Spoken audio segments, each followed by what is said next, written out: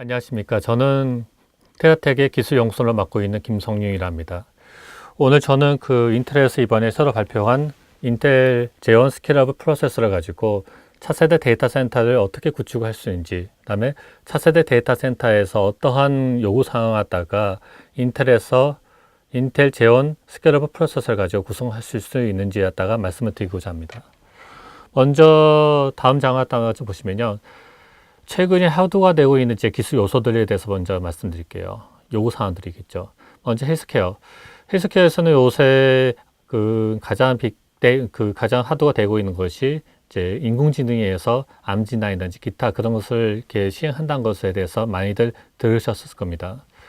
문제는 그런 역할을 한 데 있어가지고 특히 헬스케어 같은 경우에는 대용량 데이터 갖다 처리를 해야 되고 또한 중단이 되지 않는 미션 크리티컬 환경을 갖다 구성을 해야 됩니다. 그런 요구사항들에 대해서는 상당한 많은 이제 기술적인 요소를 갖다가 요구가 되고 있죠. 성능하고 그다음에 안정성이라든지 그런 것들이 요구가 되고 있습니다. 다음 쪽에는 이제 인더스트리얼 쪽인데요. 최근 들어가지고 산업혁명 4.0이라고 해가지고 모든 것이 이제 스마트화하다가 시키고 있다는 것을 다들 들으셨을 겁니다. 스마트 팩토리가 되는 거죠. 그런 기존의 생산 라인과 다른 이제 생산 라인이 이루어지게 되는 겁니다. 모든 데이터 갖다 종합해 가지고 거기에 맞게끔 스마트하게 공장이 이루어져야 됩니다. 그러기 위해서는 또한 가장 강력한 이제 퍼포먼스가 필요로 하고 또한 안정성 같은 것이 또 필요로 하게 되어집니다. 스마트시티는 아마도 여러분들이 지금 살고 있는 세상도 하나의 스마트시티라고 좀 말씀을 드릴 수가 있을 것 같습니다. 모든 것이 다 인터넷과 연결되어 있죠. 여러분들이 어디 가든지 여러분들이 있는 환경에서 지금 거기에 대한 이제 인포메이션을 주고 거기에서 쇼핑을 하거나 아니면 기타 다른 활동들을 할 수 있는 도움을 줄 수 있는 것. 또 하나 소방방자라든지 그런 것들이 예전처럼 별도로 움직이는 게 아니라 하나의 사이클을 이루어져 가지고 서로 연동이 된다는 것이 스마트 시티의 역할이라고 할 수가 있을 겁니다. 그러면은 이 스마트 시티를 위해서 필요한 게 뭘까요? 바로 가장 강력한 또 컴퓨팅 파워, 그다음에 안정성이 있어야 되고요. 또 하나 성능에 따라 가지고 확정성이 이루어져야 한다는 것이 또 이르상하기도 합니다. 그다음에 모바일 쪽에서도 요새 또 자율주행이라고 되어 있죠. 요새 자율주행이라고 하시면은 내가 원하는 목적지까지 사람의 간섭 없이 자동차가 스스로 운전하고 목적지까지 안전하게 사람을 갖다가 데려다 주는 그런 역할을 할 수 있는 것들. 거기서 또 하나 거기서 필요한 것이 주변에 있던 많은 교통 데이터든지, 그다음에 불시에 생길 수 있는 이벤트를 갖다 처리할 수 있는 이제 그런 강력한 파워들, 그다음에 또 안정성 같은 것도 필요하겠죠. 특히 가지고 헬스케어든지 이쪽 자동 주행 같은 경우에는 사람의 생명하고도 관련되기 때문에 안정성이 가장 중요한 하드가 될 겁니다. 다음에 커뮤니케이션 서비스 프로바이더 쪽을 보더라도 여기서 요새 여러분들 스마트폰 안 가지고 계신 분들 안 계실 겁니다. 그러면 거기에서 다양한 정보들을 어떻게 서비스할 것이냐.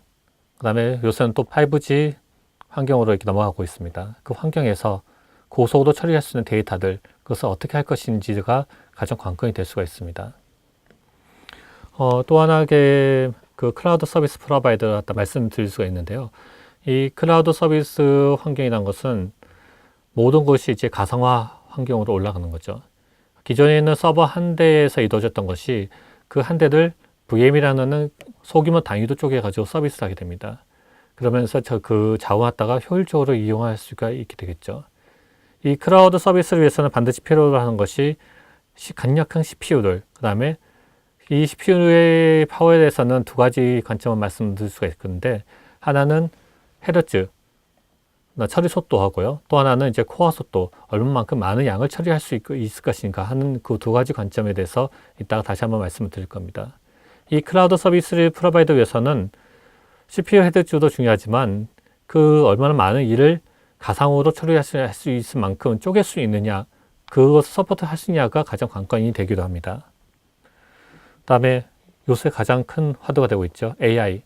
아마도 이것은 이제 알파고에서 이제 바둑에서 이세돌 갖다가 이기움으로써 가장 화두가 되고 있는 분야이기도 합니다. 뭐 딥러닝이라고도 하기도 하죠. AI의 하나의 분야가 딥러닝과 머신러닝이 있습니다. 여기서 또 하나 필요한 것이 간략한 이제 CPU입니다. 자, 이제 이 모든 것들, 앞서서 말했던 모든 것을 다 처리할 수 있도록 해준 것이 하이퍼포먼스 컴퓨팅이라는 것이 필요하게 됩니다. 과거에는 HPC라 하면은 어떤 그 수치 연산만 갖다가 이렇게 생각하게 됐어요. 근데 지금은 HPC는 앞서서 말했던 헬스케어, 인더스트리얼, 뭐 그 자율주행, 그다음에 커뮤니케이션 서비스, 그다음에 기타 여러 가지 서비스에서도 이제 하이퍼포먼스 컴퓨팅이 필요로 하게 됩니다. 이 HPC를 위해서는 또 하나 필요한 것이 이제 대형 엔터프라이즈 데이터 센터들 필요로 하게 되는데요. 과거와 틀리게 데이터 센터는 바뀌게 됐습니다. 그 데이터 센터가 어떻게 바뀌는지 갖다가 지금부터 말씀을 드리겠습니다. 자, 차세대 데이터 센터를 위한 것들 어떤 게 있을까요? 제가 그 워드 클라우드 하나를 이렇게 만들어 봤어요. 여기 보신 것처럼 가운데 데이터 센터를 중심으로 해가지고 서버가 있고 스토리지가 있고 네트워크 있고 SDN이 있습니다. 여러 가지 요소들이 있죠. 뭐 보면은 SDC, 뭐 스위치, OCP, RSD, NFV 여러 가지가 있습니다. 오늘 제가 말씀드릴 것은 이 데이터 센터를 구성하기 위해서 서버를 갖다 말씀드리고 서버를 구성하기 위한 가장 작은 요소인 CPU에 대해서 이제 말씀을 드리게 될 겁니다. 자, 데이터 센터를 먼저 이야기해 볼게요. 데이터 센터는 초기하게 틀리게 이제 지금은요, 막대한 구축 비용을 최소화하기 위해서요, 하이퍼스케일 사업자 중심으로 데이터 센터를 다시 만들게 됐어요. 과거하고 좀 다른 방향으로 데이터 센터를 만들고 있습니다. 지금 보신 것은 이제 페이스북입니다. 페이스북에서도 이렇게 데이터 센터 만드는데요. 이따가 다시 말씀드릴 것 같은데, 페이스북이 데이터 센터를 만들면서 PUE라는 단어에다가 아마도 대중에게 알린 그 1등 공신이라고 생각합니다. 이 PUE는 이제 그 총 전력 효율이라는 건데요. 이것이 얼마만큼 데이터 센터의 효율이 좋은지 갖다가 말할 수 있는 이제 척도의 기본 단위입니다. 심지어 페이스북은 그 북극이라도 이제 그 극지방이라도 데이터 센터를 만들 계획을 잡고 있습니다. 또 하나는 이제 마이크로소프트 같은 경우에는 심해에다가 데이터 센터를 만들면서 그 열 효율을 갖다가 이게 높이고자 그 계획을 잡고 있습니다. 또한 데이터 센터는 대규모 전력을 갖다가 이용하기 때문에요. 이들 위해서 뭐 수력이나 풍력이나 기타 전력을 갖다가 공급할 수 있는 그 발전소 옆에다가 짓고 있습니다. 또한 냉방 효율을 갖다가 높이기 위해서요. 과거하게 틀리게 이제 자연 냉각 방식, 외기에는 공기가 갖다 암으로 끓여 들어가지고 냉각 효율을 갖다가 높이고자 그 설계를 갖다가 시행을 하고 있습니다. 자, 이러한 노력으로요, 데이터 센터의 효율을 나타내는 PUE, 파워 유저 이피시피언스를 갖다가 말했었는데요. 페이스북 같은 경우에는 여기 말한 것처럼 1.07 갖다가 그 도달했고요. 우리나라 데이터 센터 네이버 각 약 1.05의 그 PUE 갖다 달성했습니다. 자, 최근에 데이터 센터가 규모가 이렇게 커지면서요, 점점 더 그 규모가 복잡해지고 구성 요소들이 좀 더 복잡해졌습니다. 데이터 센터 규모가 커지고 복잡해지면서요, 과거하게 틀리게 이제 새로운 이제 정의가 이렇게 필요로 하게 됐습니다. 그래가지고 TI에서는요, 데이터 센터 정하는 기능, 안정성, 서비스, 품질을 지정하는 기준을 정의했다가 다시 시작을 했습니다. 초기에는 데이터 센터의 기준은 구축 비용이라든지 냉방, 전력비, 주로 비용 요소를 갖다가 중점적으로 생각을 해 왔었습니다. 자, 여기서 PUE에 대해서 한번 좀 말씀드릴게요. PUE는 이제 평균 전력 사용 효율 지수라고 하는데요. 총 전력 지수, 데이터 센터에서 총 필요로 하는 전력을 IT 장비, actually IT 파워, IT 장비 전력으로 나눈 것입니다. 다른 말하면요, 데이터 센터의 총 비율이 100이라고 했을 때 서버나 그런 IT 자원에서 쓰는 전력으로 나눈 것들, 여기서는 냉방기라든지 뭐 배터든지 여기 뭐 그 조명이라든지 그것들 다 빠진 것들입니다. 그 빠진 IT 장비 전력으로 나눈 것입니다. 자, 평균적으로 보시면은 PUE가 3이나 2나 1.2가 되는데요. 이 가운데 장표를 보시면은 PUE 2를 보시면은요, IT 파워가 50%예요. 서버나 네트워크 장비나 스토리지에서 쓰는 것이 50%고요. 나머지는요, 다 주변 환경의 변수들이 50%도 차지하고 있다는 겁니다. 그런 다른 말하면은 효율이 높다는 것은 IT 파워 지수가 높다는 거겠죠. 자, 그 오른표 장표를 보시면요, PUE 1.1을 보시면은 IT 파워 쪽을 보시면은 81%입니다. 그 나머지 쪽을 보시면은 쿨링 파워가 10%, 그다음에 UPS 파워가 7%, 뭐 라이팅이라든지 기타 등등이 이제 2% 갖다가 차지한 것을 보실 수가 있습니다. 실제 우리나라 데이터 센터의 그 PUE 갖다 보시면요, 이 장표는 조금 그 시간이 지난 장표이기도 한데요. 지금 2014년도 기준으로 보시면은 국내 124개 데이터 센터의 전력 사용량은 26.5억 킬로와트 갖다가 쓰고 있다 합니다. 그리고 평균 효율 지수는 1.912밖에 되지 않습니다. 다른 말하면은요, 0.9%만 IT에서 좀 순수하게 쓰고 있고요. 나머지는 아까 전 말씀 것처럼 UPS단지, 쿨링이라든지 기타 이 IT 운영 환경을 위한 파워에서 소비를 하고 있다는 겁니다.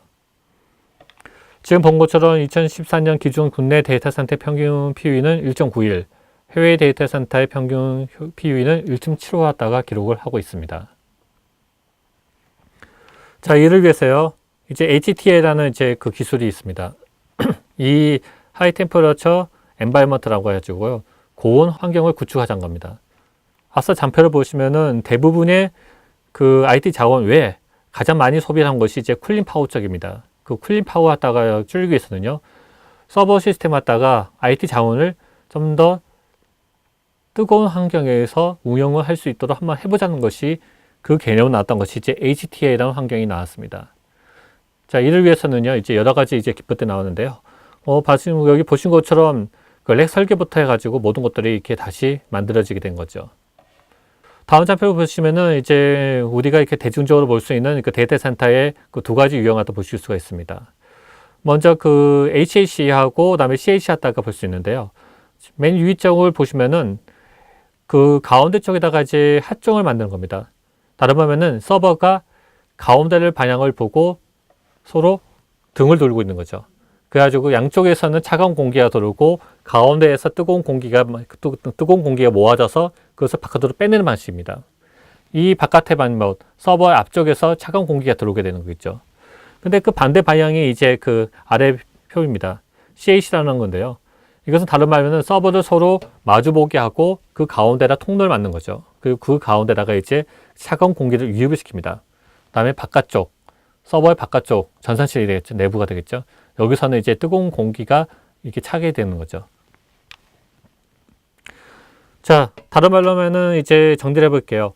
데이터 센터에서는 이제 두 가지 관점이 있습니다. 얼마만큼 공간을 축소를 시킬 것이냐, 또 얼마만큼 뜨거운 환경에서 시스템을 갖다가 운영을 할 수 있게끔 만들 것인가 하는 두 가지 관점이 HTA의 가장 큰 기본 요소였습니다. 자, 최근에는요, 그 TCO 관점에서 고려를 하는 비중이 높아졌습니다. 과거에 뭐 데이터 센터를 구축하는 비용이라든지 넷만 전력을 주요 비용 요소로 생각했다는데 이제는 운영에 대해서 이제 생각을 하게 되었습니다. 자, 어떤 것이 여러분들이 TCO 갖다가 높일까요?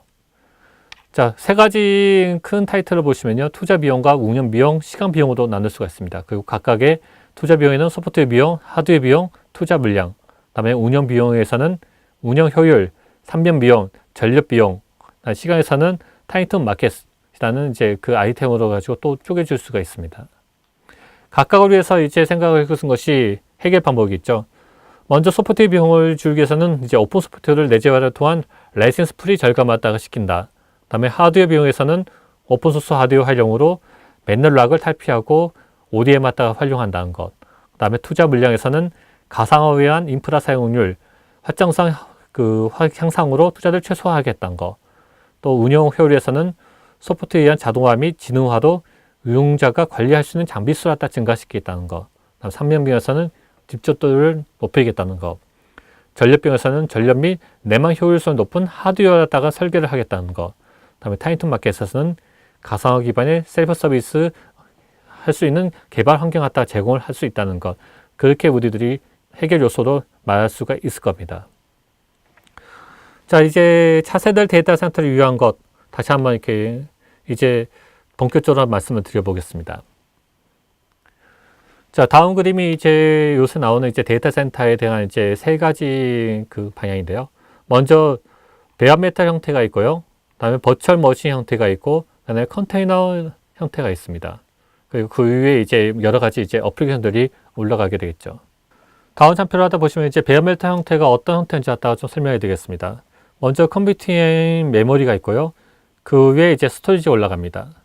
그리고 그 위에 네트워크하고 시큐리티 환경이 올라갑니다. 이게 정통적인 베어메탈 형태입니다. 자, 이러다 보니까 좀 더 효율성이 따져보자고 한번 이렇게 생각하게 됐습니다. 그래서 컴퓨팅 메모리 위에 오토메이션 매니지먼트 갖다가 할 수 있는 레이어를 입혔고요. 그 위에 스토리지 입혔고요. 스토리지도 이제 오토메이션과 매니지먼트 할 수 있는 레이어를 입혔습니다. 그 위에 네트워크 시큐리티를 입혔어요. 이럴 때는 좀 더 편해졌어요. 그리고 이것을 통합 관리할 수 있는 이제 툴을 만들게 된 거죠. 이게 좀 더 이렇게 효율성이 있게 됐죠. 자, 이제 컴퓨팅 파워가 점점 더 이렇게 그 성능이 올라가게 됐습니다. 그래서 컴퓨팅과 메모리 갖다가 이제 VM 단위도 쪼개게 됐습니다. 그리고 그 위에 다시 이제 오토메이션과 매니지먼트 갖다 하게 됐고요. 스토리지 역시 VM 단위도 쪼개졌습니다. 그 다음에 이것도 이제 오토메이션 매니지먼트 갖다 입혔고요. 그 위에 이제 VM 갖다가 그 네트워크 시큐리티 VM을 얹히게 된 거죠. 그리고 그것을 종합적으로 관리할 수 있는 오토메이션 매니지먼트 시스템 갖다가 입히게 됐습니다. 이게 지금 향후에 나올 이제 차세대 데이터 센터의 기본적인 방향입니다. 자, 여기서요. 이제 베어메탈부터 다시 한번 이렇게 세부적인 구성 요소에 대해서 한번 말씀을 드리겠습니다. 이제 그 CPU에 대해서 이야기할 텐데요. 여기 보신 것처럼 이렇게 새로운 CPU인 이제 네 가지 CPU에 대해서 말씀드리겠습니다. 뭐 앞에 본 것처럼 플래티늄, 골드, 브론즈, 그다음에 좌측에 보면 실버라는 이렇게 네 가지 CPU에 대해서 말씀드릴 텐데요. 이 CPU는 이제 스칼레이크 SP라는 이제 코드네임을 가지고 있는 CPU입니다. 이 CPU의 가장 큰 특징 중에 하나가 이제 확장 가능한 프로세서라는 겁니다. 과거에는 이제 그 CPU마다 소켓이 틀렸습니다. 그러다 보기 때문에요. 그 확장을 위해서는 보드를 바꾸던지 아니면은 거기에 맞춰가지고 그 소켓에 따라가지고 CPU를 바꿨어야 했었습니다. 근데 지금 나오는 이제 스칼레이크 SP는요, 확장 가능한 CPU, 다른 말하면은 소켓이 동일합니다. 동일한 구조도 설계가 가능하다는 거죠. 그러면서 이렇게 최소 비용으로 확장했다가 할 수 있는 이제 그 CPU 시스템 아키텍처입니다. 자, 스칼레이크 SP는요, 네 가지 키워드가 있습니다. 새 브랜드, 다음에 촘촘함, 다음에 아키텍처를 교체, 큰 성능이라는 네 가지 키워드가 있는데요. 이따가 제가 그 CPU의 목록을 보여드릴 텐데, 약 58가지에 되는 이제 CPU 스택이 종류가 주어지게 됩니다. 그 다음에 아키텍처가 완전히 바뀌었어요. 그 다음에 거기에 따라 가지고요, 과거의 브로드웨어하고 완전히 성능이 향상이 됐습니다. 그 스칼레이크는 이제 펄리 플랫폼이라는 그 아래에서 움직이게 되는데요. 과거에 뭐 네할렘, 웨스트미어, 뭐 샌드브리지, 아이브리지, 하스웰, 브로드웰, 그다음에 지금 샌드브리지고요. 그 다음에 나올 CPU가 캐스케이드라는 이제 이름은 곧 또 내년 정도에 나올 겁니다. 자, 스칼레이크 보시면은 여기서 보는 것처럼 과거하게 틀리게 이제 가운데 보신 것처럼 CPU와 CPU 사이에 이제 UPI라는 이제 새로운 통로가 생겼어요. QPI보다 더 빨라졌습니다. 그리고 한 개 또는 세 개로 되는데요. 이것은 CPU가 어떤 CPU에 따라 가지고 두 개의 UPI를 지원할 수도 있고 세 개의 UPI를 지원할 수도 있습니다. 그 다음에 메모리 채널도 바뀌었어요. 그 다음에요, 여러 가지 요소 중에 뭐 여기 본 것처럼 인텔 QAT라는 것도 주어지게 됐고요. 한마디만 해서 성능이 완전히 바뀌었습니다. 구조가 바뀌었어요. 이것은 차후에 다시 한번 이렇게 기존과 비교를 해가지고 설명을 해드리겠습니다. 자, 여기 본 것처럼요, V3, V4, 그 다음에 맨 오른쪽에 있는 것이 이제 그 스칼레이크라는 이제 프로세서입니다. 자, 여기 보신 것처럼요, 과거의 V3 같은 경우에는 18코어가 이렇게 최고 코어 수였어요. 그 다음에 전에 그 이전 세대 브로드에서는 22코어고요. 지금은 28코어라는 이제 그 CPU 코어를 가지게 됩니다. 그 다음에 하이퍼스레드 쓰게 되면은 이제 56코어 스레드 갖다가 만들 수가 있게 된 거죠. 자, CPU 구성하다 보시면요, 먼저 그 두 개의 CPU를 가지고 두 개의 UPI를 가지고 구성을 할 수 있는 케이스입니다. 그 다음에요, 오른쪽인 것이 두 개의 CPU를 가지고 세 개의 UPI는 CPU를 썼을 때 구성한 것. 그 다음에 이것을 이 밑에다가 덧붙이는 거죠. 아까처럼 UPI가 총 3개까지 지원이 이렇게 된다 했거든요. 여기 보신 것처럼 4개의 CPU를 쓰는데 2개의 UPI를 쓴 거죠. 각각에 하나, 2개씩, 하나, 2개씩, 하나, 2개씩 이렇게 나눠가지고 서로 이렇게 4개의 그 CPU를 가지고 있는 4웨이크마다 만들 수가 있고요. 또 3개의 UPI를 쓰는 CPU를 쓰게 되면은 이쪽과 이쪽을 쓰는 서도 UPI를 연결시키고, 다음에 위아래 UPI를 연결시키고, 좌우를 UPI를 시키고, 또 크로스도 UPI에다 연결시켜 넣어서 또 통로하다가 더 확장하다가 시킬 수가 있게 된 겁니다. 자, 8웨이급을 한번 볼게요. 8웨이를 보시면은 이제 위에 그 4웨이급 아까 전에 나온 것은 여기 4 CPU, 2 UPI 쪽을 가지고 2개를 붙이고요. 거기서 위아래에다 크로스를 해가지고 또 UPI에다가 크로스하다 시킵니다. 자, 이런 구성이 좀 복잡하게 보이실지 몰라도요, 이게 소켓이 똑같은 겁니다. 다른 말로는 CPU가 바뀌지 않고, CPU 예전에는 뭐 그 4A급을 쓰기 위해서는 그 E5급이나 아니면 E7급을 갖다가 썼어야 했었거든요. 근데 그러지 않고 바로 이렇게 이것을 쓸 수가 있다는 거죠. 자, 본 것처럼 이제 가장 크게 바뀐 것 중 하나가 지금 본 것처럼 L2 캐시가 늘어났어요. L2 캐시가 과거에는 이제 256KB 밖에 안 됐었던 것이 이제는 1메가급으로 이렇게 늘어나게 됐어요. 그 다음에 L3 그 캐시가 좀 더 줄었는데요. 자, L2 캐시가 늘어나서 과거하게 틀리게 또 여기서는 또 이렇게 좋은 점이 이루어지게 됐어요. 뭐냐면요, 우리가 CPU에다가 메모리를 쓸 때는 L1을 쓰고 L2 쓰고 L3 쓰게 됩니다. 근데 과거에 그 L2가 작다 보니까 코어에서 L1에서 L2로 가고 L3 갈 때 중복으로 이렇게 트러를 그 중복으로 카피를 하다가 시켰어야 했었거든요. 다시. 근데 지금 보는 것처럼 L2가 늘어나면서 L3까지 그 여기서 바로 이 영역까지 더 이렇게 그 캐시 복사 같은 것이 횟수가 줄어들게 된 거죠. 여기 보신 것이 이제 그 내용입니다. 좌측에 있는 것이 이제 기존 거고요. 우측에 있는 것이 이제 스칼레이크 쪽입니다. 본 것처럼 메모리에서 이제 카피를 했을 때 여기 본 것처럼 L2로 가거나 L3로 가는 것을 이제는 한 번에 L2에다가 넣고 L2하고 L3로만 이렇게 바로바로 이렇게 이루어질 수가 있다는 거죠. 그러면서 이제 좀 더 이렇게 퍼포먼스가 향상을 시킬 수가 있는 구조가 됐다는 겁니다. 자, 이러면서 이제 그 스칼렛 CPU는요, 4가지 종류가 있는데, 여기 본 것처럼 이제 플래티늄이라는 이제 그 플래티늄은 최상위 CPU가 있고요. 여기서는 이제 28코어다가 지원합니다. 그 다음에 골드가 있고요. 골드에서는 이제 22코어까지 이렇게 서포트할 수가 있고, 그 다음에 그 골드에서도 지금 6000 시리즈하고 5000 시리즈가 있는데, 6000 시리즈에서는 22코어, 그 다음에 5000 시리즈에서는 14코어까지 지원을 할 수가 있습니다. 그 다음에 그 밑에 급이 이제 실버가 있고, 그 다음에 브론즈급이 있습니다. 실버는 이제 4000 시리즈가 있고, 그 다음에 브론즈는 3000 시리즈도 이렇게 나눠지게 됩니다. 자, 다른 말로는 이제 정리를 해볼게요. 과거에 E7하고 E5 CPU가 있다고 좀 말씀드렸습니다. 지금 본 것처럼 E5에서는 이제 2A급이 있고 4A급이 있었고요. 다음에 E7에서는 4A급과 8A급이 있었는데, 이게 스카이레이크는 코드 이름으로 다 통합이 됐어요. 아주 골드냐, 그다음에 실버냐, 브론즈냐, 그다음에 최상인 플래티늄이냐 하는 이제 4가지 등급으로 이렇게 그 하나의 스칼렛 코드에서 이렇게 움직이게 됩니다. 자, 우리가 CPU 코드를 보시면요, 주의 깊게 보셔야 할 것이 앞에를 보신 것처럼요. 앞에 8176 같은 경우에는 앞에가 그 쉬프트고, 그다음에 이렇게 제너레이션 넘버 스칼렛에서 1세대라는 거겠죠. 그 다음에 스큐 넘버가 있고, 그 다음에 그 인텔리젠션 넘버라 가지고 뒤에 보신 것이 F가 있고 P가 있고 T가 있고 M이 있습니다.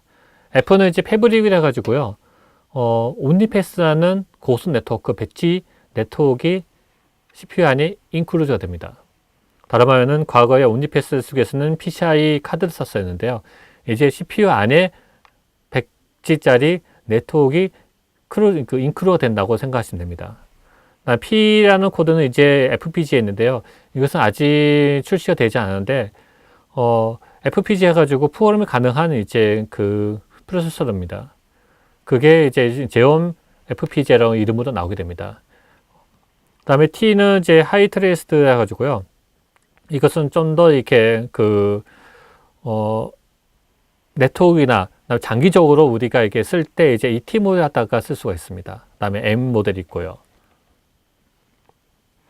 자, 여기 본 것처럼 이제 이게 인텔에서 나오는 이번에 스카이라크가 나오는 이제 그 CPU 목록들입니다.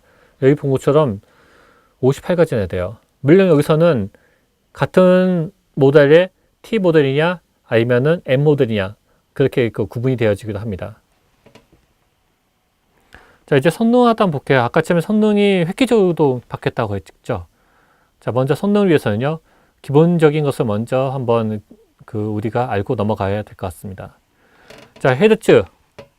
자, 헤르츠라는 단위가 있는데요. 이 헤르츠는 1초에 한 번 갖다가 진동한다는 거죠. 100헤르츠는 1초에 100번 갖다가 진동한다는 거고, 그것을 우리가 컴퓨터 쪽으로 본다면요, 이제 클럭이라고 이게 우리가 표시를 하게 합니다.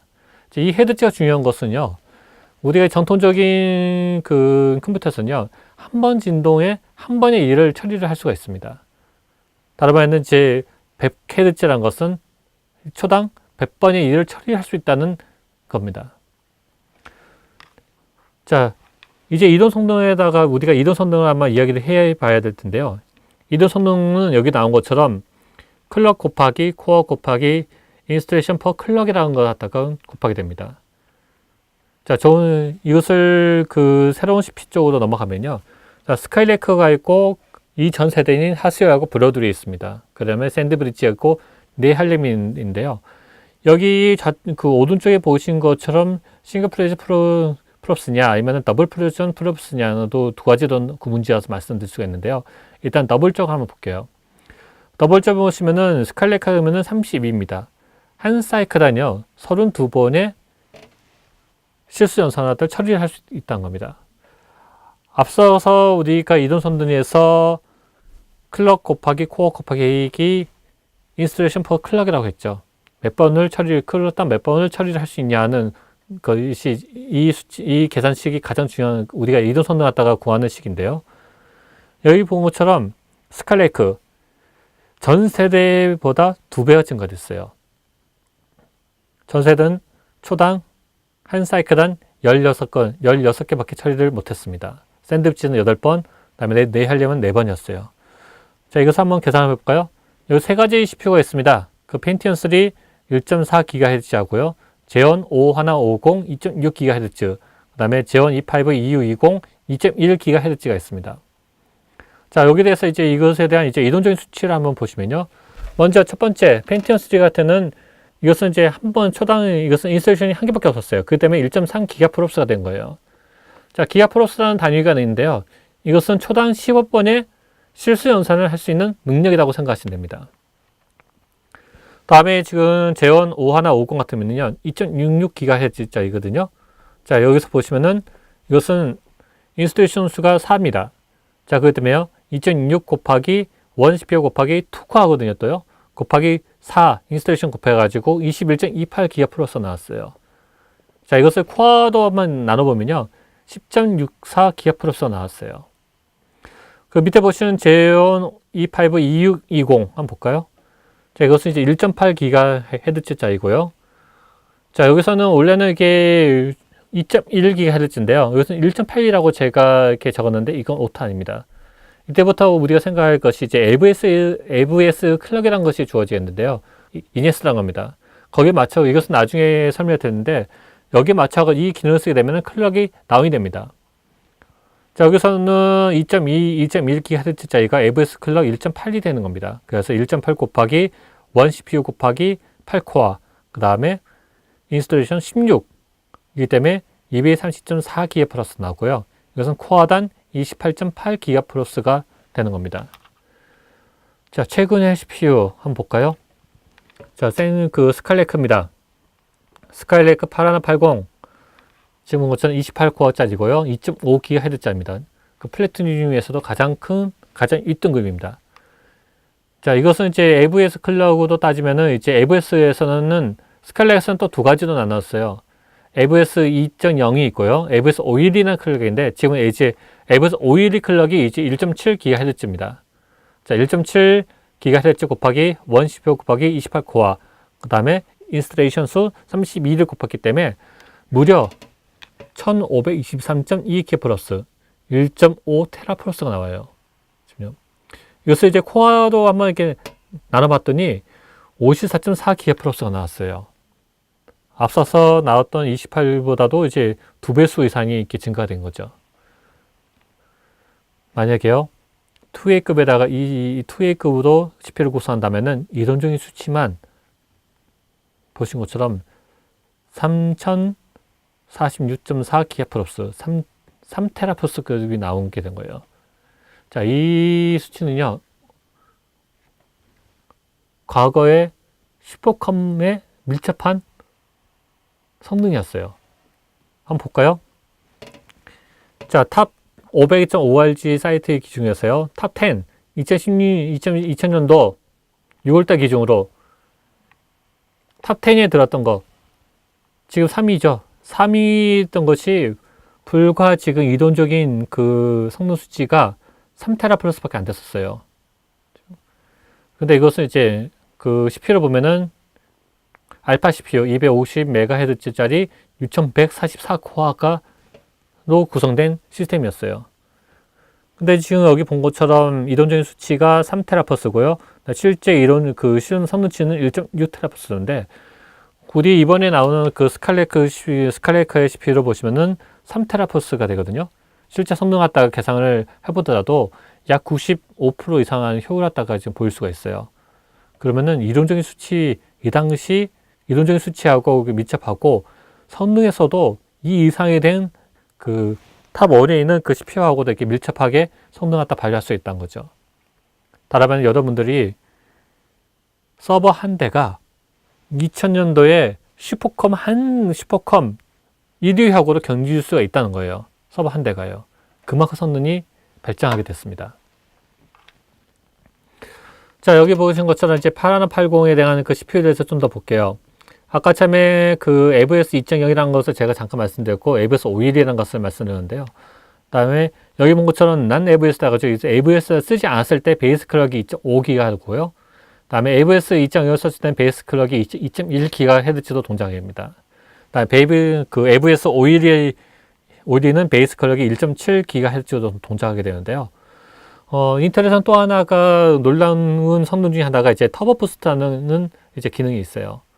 자기의 마킹된 클럭보다도 CPU 클럭이 펌핑된 겁니다. 업이 되는 거예요. 자, 여기 본 것처럼 이 위에 그 파란 선이 난 AVS거든요. 아까 본 것처럼 베이스 클럭이 2.5였어요. 근데 지금 뭐 2.5보다도 몰등에 다 높아요.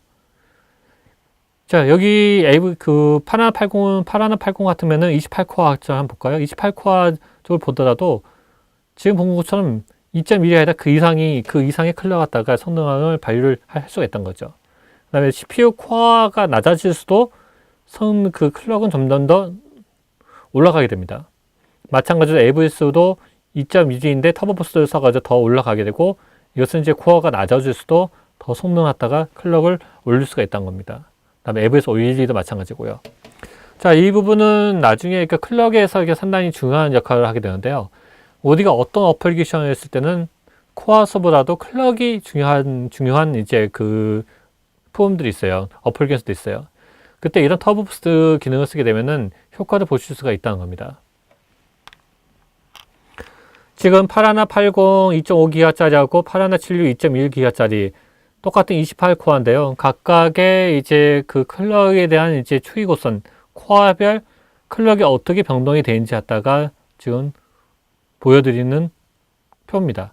지금 파라나 80, 파라나 70에서 난 AVS 했을 때 본 거하고요. 그 다음에 AVS 2.0을 파라나 80과 파라나 76 CPU에서 썼을 때, 그 다음에 파라나 80과 파라나 76에서 AVS 511을 썼을 때 그 클럭이 변동이 되는 이 추이를 갖다가 보셔도 상당히 여러분들께서 CPU를 선택하시는데 도움이 되실 수가 있어요.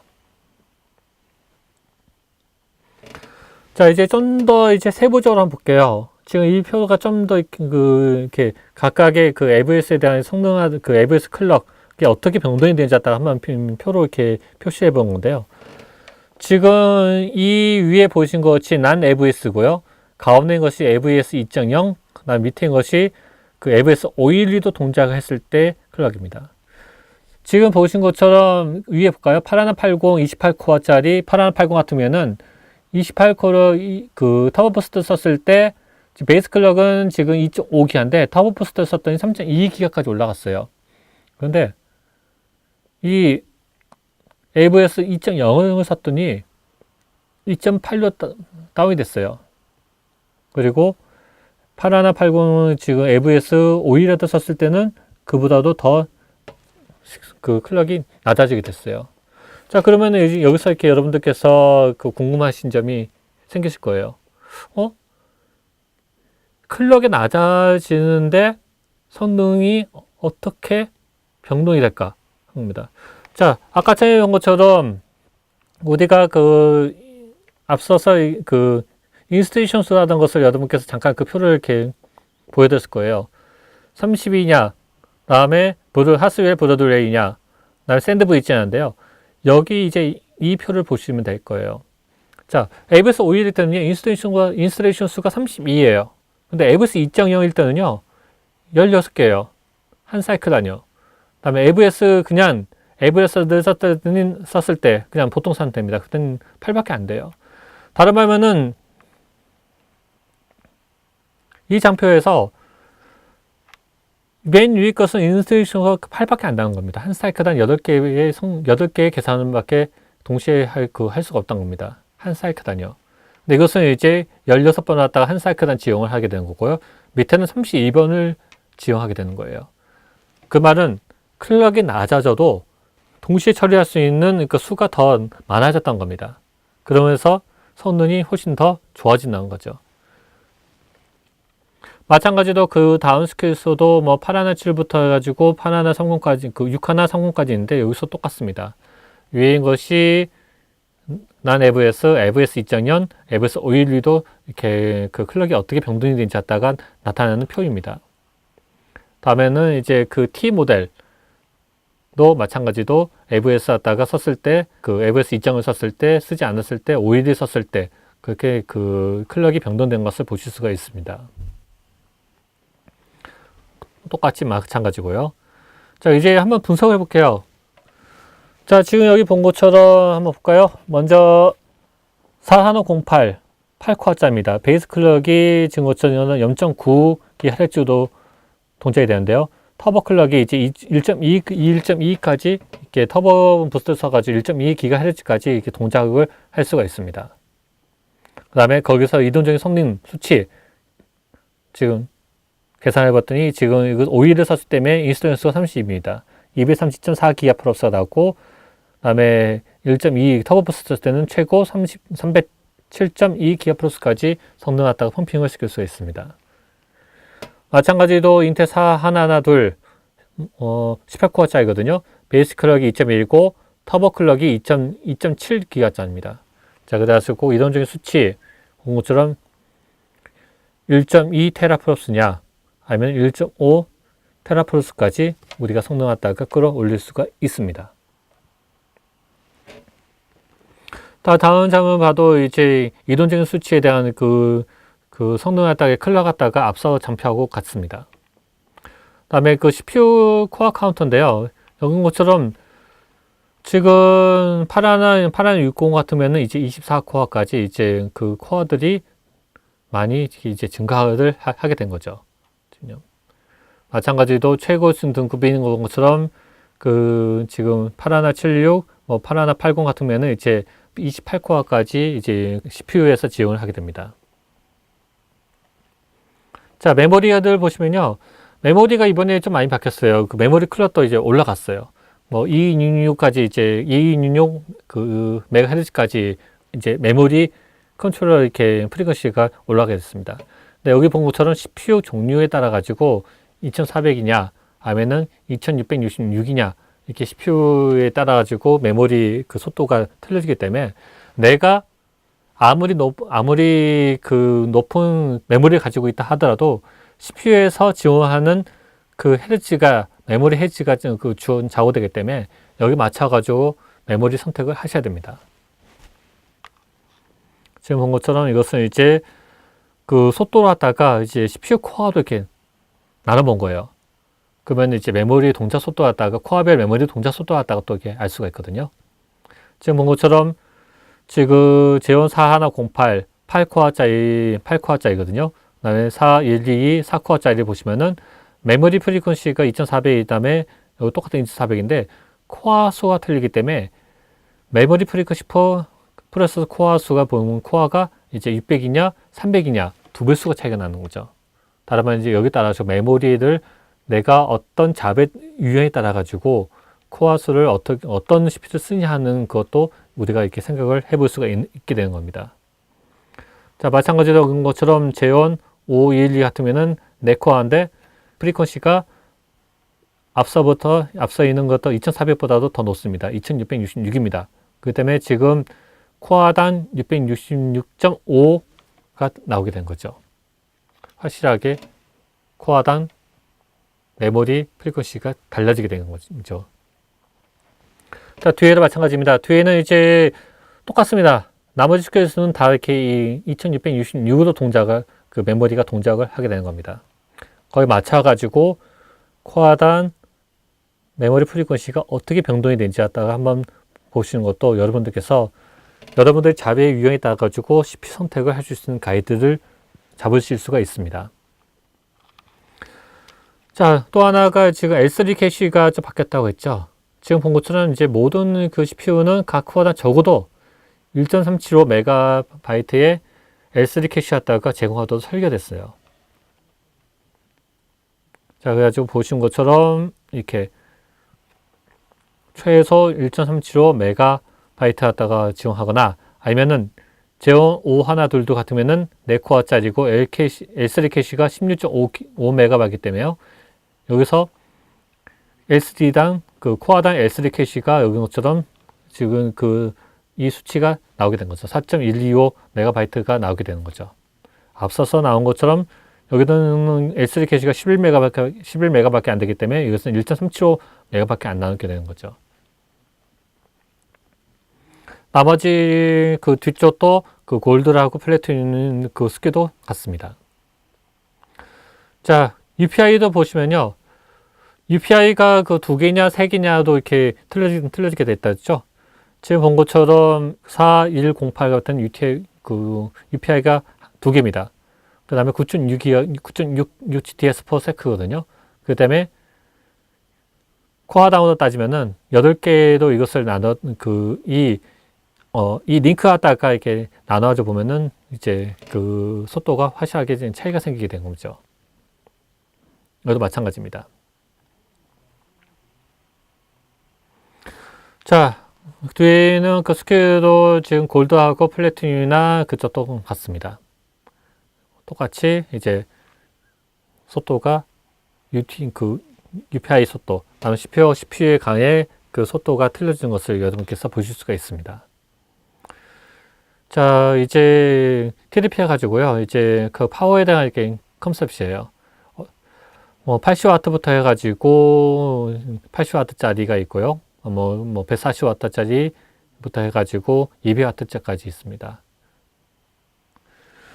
자, 여기서는 이제 터보 부스트에 대한 AVS하고 AVS2에 대한 내용인데요.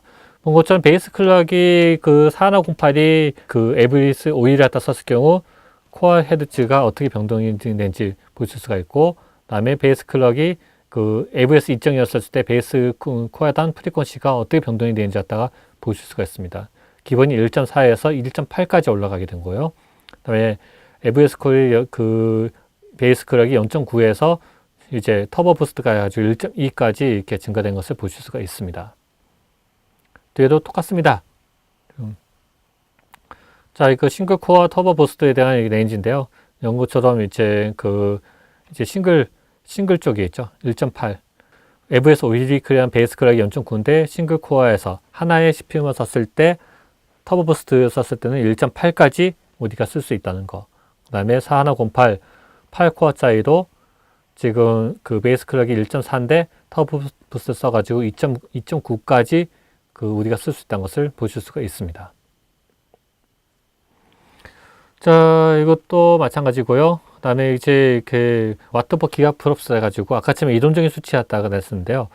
내가 그 전력 효율성에 따라서 얼마큼 성능을 내냐 하는 것을 보실 수가 있습니다. 자, 이제 칩셋 이야기를 한번 해볼게요. 앞서서 CPU를 이야기했기 때문에 이제 CPU에 대한 퍼포먼스를 받쳐줄 수 있는 것이 이제 칩셋입니다. 저 칩셋은 과거에 그 보더웨어하고요. 지금 새로운 스칼렛으로 오면서 이렇게 칩셋이 바뀌었습니다.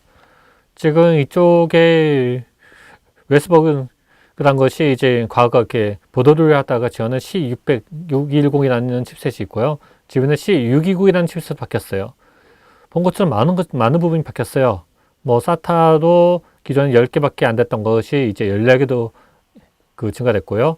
USB도 지금 6개 3.0이 지었던 것이 이제 10개 USB 3.0이 됐고요. 그 다음에 뭐 DMI 뿐만 아니라 뭐 PCI. 근데 지금 여기서 좀 보셔야 될 것 중에 하나가요. 지금 QPI라는 이제 펑션이 왔다가 이제 그 C620 칩셋에서 지원하게 됐어요. 그 QAT. 지금 QPI가 QAT입니다. QA 어시스트 테크놀로지 단어인데 그건 뭐냐면은 이제 압축, 암호화하다가 서포트를 할 수 있는 이렇게 펑션이라고 생각하시면 됩니다. 이것은 뒷부분에서 다시 한번 이렇게 여러분께 설명을 해드리겠습니다. 지금 여기 이 부분에 있죠? 인텔 Q 어시스트 테크놀로지에서 지금 이 네 가지 펑션을 갖다가 이제 디폴트로 지원을 하게 됐습니다. 자, C620 칩셋은요, 보신 것처럼 8개의 이렇게 라인업을 가지고 있어요. 즉, C62 하나냐, 622냐, 624냐, 625냐, 626냐, 627, 628. 지금 본 것처럼 지금 그 Q 어시스트 갖다가 지원한 것은 지금 C625, 626, 627, 628 칩셋이 이제 QAT 갖다가 지원을 하게 됩니다. 이 부분은 또 뒷부분에서 다시 한번 설명을 해드리겠습니다.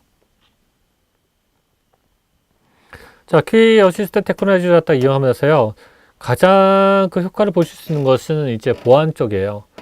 보안 쪽에서 지금 최근에 들어가지고 암호 패킷을 처리하시는 것, 특히 예를 들어서 SSL을 갖다가 비저빌리티라고 가지고 SS 패킷을 까보는 거예요. 우리가 그 일반 편문 갖다가 편문을 네트워크로 정수할 때 누구나 다 이것을 후킹해가지고 보실 수가 있거든요. 내용을요. 그것을 이제 암호화를 시키는 겁니다. 자, 그러다 보니까 이것을 보안 장비에서는 그 패킷이 올바른 패킷인지 아니면 변조된 패킷인지 아니면 서로 이렇게 그것을 오픈을 해봐야 돼요.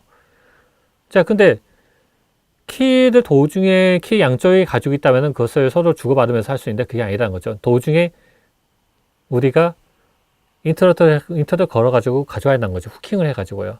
그러면 그것을 후킹된 것을 우리가 이렇게 우리가 한번 풀어내야 하는데 SSL이니까 그것을 풀기가 많은 자원이 필요하다는 거죠. 자, 그래가지고 보신 것처럼 과거에 이것이 젠 1이 가지고 QAT 젠 1이었어요. 그 젠 1보다도 이게 다 성능이 올랐어요. 과거에 그 젠 1일 때만 하더라도 이 SSL 젠 1일 때도 SSL이라든지 그쪽에서 QAT가 효율성을 보였는데 이제는 더 효율성이 좋아졌다는 겁니다. 이것은 나중에 우리가 데이터 센터, 특히 스위치라든지 아니면은 네트워크 NFV라는 펑션을 쓸 때 이것은 상당한 막강한 그 효율성을 갖다 보일 수가 있습니다. 이것을 뒷부분에서 다시 한번 설명을 해드리겠습니다. 자, 이러면서 지금 본 것처럼 SSL도 기존의 E5 EU09V4죠. 가장 높은 CPU보다도 이제 이만큼 더 증가가 됐다는 것을 다 보실 수가 있어요. 성능이 획기적으로 증가됐다는 겁니다. 네트워크 어플리케이션 퍼포먼스도요. 자, 이제 중요한 이제 메모리 요소에 대해서 한번 말씀을 드릴게요. 자, 플래티늄, 골드, 그 다음에 실버, 브론즈 4개로 CPU 스킷이 이렇게 나눠진다고 말씀드렸어요. 거기에 따라서 CPU 동작 속도가 틀려져요. 먼저 플래티늄 같으면은 지금 한 개의 CPU냐, 두 개의 CPU냐 따라가 지금 두 개의 CPU냐 모두 동작 속도가 2.66 MTS로 per second도 동작이 됩니다. 골드 마찬가지입니다. 근데 골드에서도 낮은 등급 6100 시리즈냐 5100 시리즈에서는 5100 시리즈는 2400으로 동작하게 되고요. 그다음에 실버급 4100 시리즈는 또 마찬가지로 2400으로 동작이 됩니다. 가장 낮은 브론즈급 3100 시리즈 같은 경우도 2.323 MTS per sec로 우리가 동작을 하는 것을 보실 수가 있습니다. 자, 여기서 본 것처럼요, 이제 우리가 싱글 소켓을 쓰냐, 아니면 듀얼 소켓을 쓰냐, 아니면 코드 소켓을 쓰냐에서 그 메모리의 양이 틀려져요. 그 다음에 또 RDRAM을 쓰냐, 그 다음에 LRDRAM을 쓰냐, 아니면 3D SDRAM을 쓰냐, 따라서 틀려진대요. 이 표는 하나의 이 플랫폼에서 지원하는 이제 메모리 매스라고 이렇게 생각하시면 될 겁니다. 자, RDRAM 같으면은 싱글 소켓, CPU 한 개만 썼을 때는 384GB per second 밖에 지원이 안 되고요. 두 개를 썼을 때는 이제 768가 되고요. 네 개 썼을 때는 그 두 배수가 되겠죠. 1.5TB까지 지원할 수 있다는 거. 그 다음에 LRDRAM을 썼을 때는 무려 3TB까지 지원할 수가 있어요. 그 다음에 2A급, 우리 일반적인 쓰는 듀얼 소켓 쓸 때는 이제 1.5TB까지 우리가 그 메모리 확장하다 시킬 수 있다는 것을 보실 수가 있습니다. 물론 3ds 하다 썼을 때는 이제 더 확장을 시켜가지고 메모리를 증가를 시킬 수가 있습니다. 자, 메모리 하다 보니까요, 가장 중요한 장표가 될 것 같아요. 이것도요. 자, CPU의 이제 메모리 채널이 이제 6개가 생겼습니다. 지금 본 것처럼 이제 각각의 생겼는데요. 자, 채널마다 이제 CPU 메모리를 어떻게 쓰냐에 따라 가지고 이제 퍼포먼스가 틀려지게 됩니다. 지금처럼 메모리 한 개 썼을 때, 두 개 썼을 때, 세 개 썼을 때, 그 다음에 네 개를 썼을 때, 이런데요. 지금 뭐처럼 네 개를 썼을 때, 네 개를 썼을 때, 그 다음에 6개 썼을 때, 5개 썼을 때인데요. 보시는 것처럼 만약에 여기서 네 개를 썼을 때 메모리를 이렇게 구성하지 않고 다르게 구성하면은 여기서는 이제 퍼포먼스가 나지는 않아요. 뒤에 한번 실제 한번 테스트 된 결과를 한번 보여드릴게요. 자, 나머지 쪽 이렇게 메모리 구성을 보더라도 이렇게 쓰면은 되지 않는 겁니다. 그 다음에 지금 메모리 하다가 지금 저는 8개를 썼을 때는 이제 이런 식으로 메모리를 구성을 해야 됩니다. 8DIM을 썼을 때요. 그 다음에 9DIM이냐 10DIM이냐 11개 썼을 때냐 할 때는 퍼포먼스가 나오지 않습니다. 그 다음에 12개 썼을 때 플로치 했을 때 메모리가 이때는 이제 안정적으로 쓸 수 있다는 거죠. 한번 보시면 이렇습니다. 그 메모리를 한 개 썼을 때, 두 개 썼을 때, 세 개 썼을 때, 네 개 썼을 때까지는 또 나와요. 근데 아까 전에 5개짜리 구성해서 보셨죠? 그럴 때는 퍼포먼스 안 나와요. 근데 6개 썼을 때는 또 퍼포먼스 나오고요. 7개 썼을 때는 안 나옵니다. 8개, 9개. 자, 이렇게 보면은 퍼포먼스가 가장 효율적으로 나올 수 있는 구성은 지금 메모리 뱅크를 다 썼을 때예요. 채널을요. 어느 한쪽이라도 어긋나게 되게 되면은 퍼포먼스가 원래 이만큼 나와야 될 것이 이 정도밖에 나오지 않는다는 거예요. 자, 한번 뒤에 장표 한번 볼게요.